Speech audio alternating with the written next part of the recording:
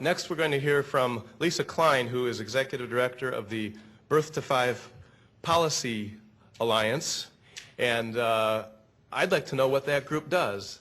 But I understand that Lisa focuses her time on state policy and helping states secure funding to promote early childhood education and development. How close am I to being right on that, Lisa? Pretty damn close. Okay. Impressive. Thank you. Thank you. Good morning. Thank you all.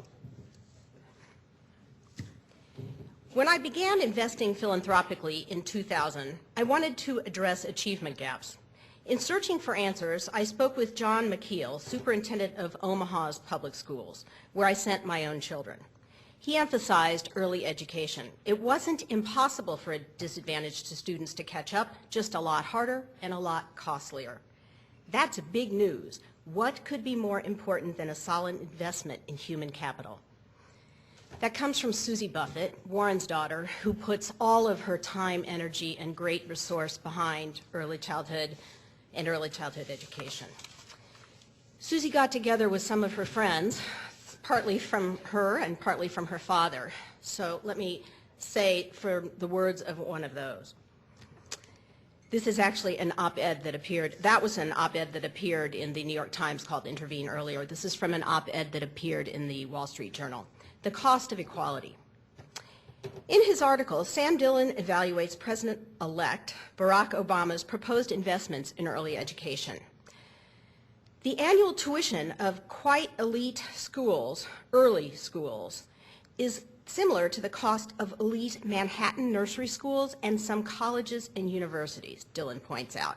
How one feels about this cost is largely dependent on how much one believes the research, which we just heard the Secretary whine poetically about, that shows large paybacks for the careful nurturing of poor children. Research overwhelmingly points to the success of high-quality early childhood programs for low-income children, for all children. I believe it's less a measure of how much one believes in the research, though, and more a measure of how serious we are in our commitment to educational equity. Early learning can effectively close the gap, but only when we provide the high quality that you talked about at QRIS helping with, that students can truly benefit from. I am an investor not only because I believe in the research, but because I believe that we should do whatever it takes to provide our children with an equal playing field. It's time for our country to take its commitment to equal opportunity seriously. We can no longer make marginal investments in the population and expect real progress. That comes from George Kaiser, who is one of the other friends of the Buffetts, who is one of the other investors in the Alliance. So there's this lovely collection right in the Midwest as we stand here in Madison of friends in Omaha and friends in Tulsa, and I would also like to submit as part of the Alliance being a pooled fund with 7 investors. Those also include businessmen and women such as J.B. Pritzker, Irving Harris and his foundation, Bill and Melinda Gates, the Kellogg Foundation, and we have one very generous anonymous donor.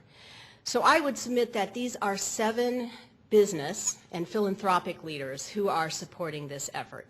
And through the Alliance, and I don't need to do much more than you did, so it's much more important to get on with this program, we are really honored to have those 7 business leaders supporting an effort that says the young children in this country are not just tomorrow's leaders, they're today. They're today's future, they're tomorrow's future, and we absolutely must get behind what needs to happen to make a difference so that they can compete today and tomorrow and the next day. So I am thrilled to be here. We're real excited. We have an incredible honor when we get to support groups like CED and the United Way and Fight Crime Investing Kids and Mission Readiness and Wisconsin's Children and the Advocates. So many friends in this room. We thank you for your work that you do every day. Each of those folks has a voice that they lend to this and speaks to different groups in order to get this message out loud and clear, and so folks and policymakers take action.